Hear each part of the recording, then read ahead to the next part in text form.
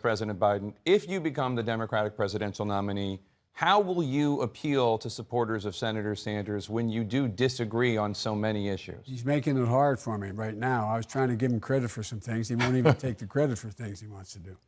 Look, I think that I want to make it clear.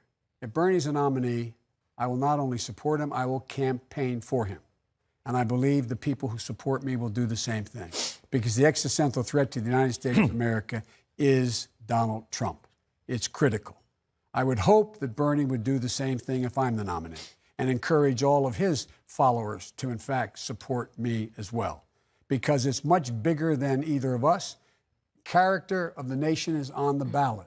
It goes well beyond whether or not Senator Sanders and I both agree we need health care should be a right, not a privilege. We both agree we have to deal with student debt. We both agree we have to deal with education and access to education. We both agree that we have a new Green Deal to deal with the existential threat that faces humanity.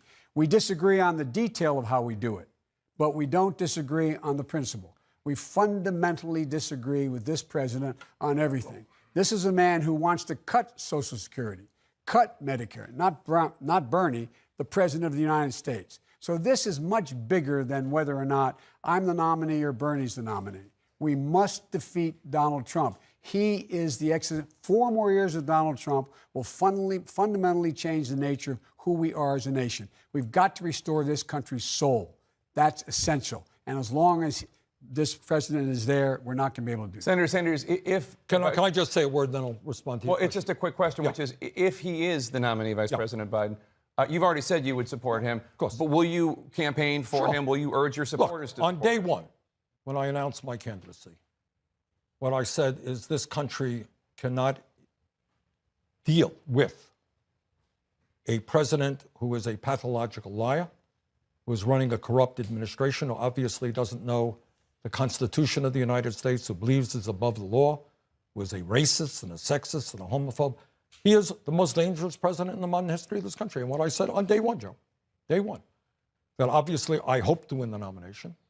But if I don't win the nomination, and I think every other Democratic candidate is prepared to come together to do everything humanly possible to defeat Donald Trump. But let me respond to something that Joe said. You know, we talk about the Green New Deal and all of these things in general terms, but details make a difference.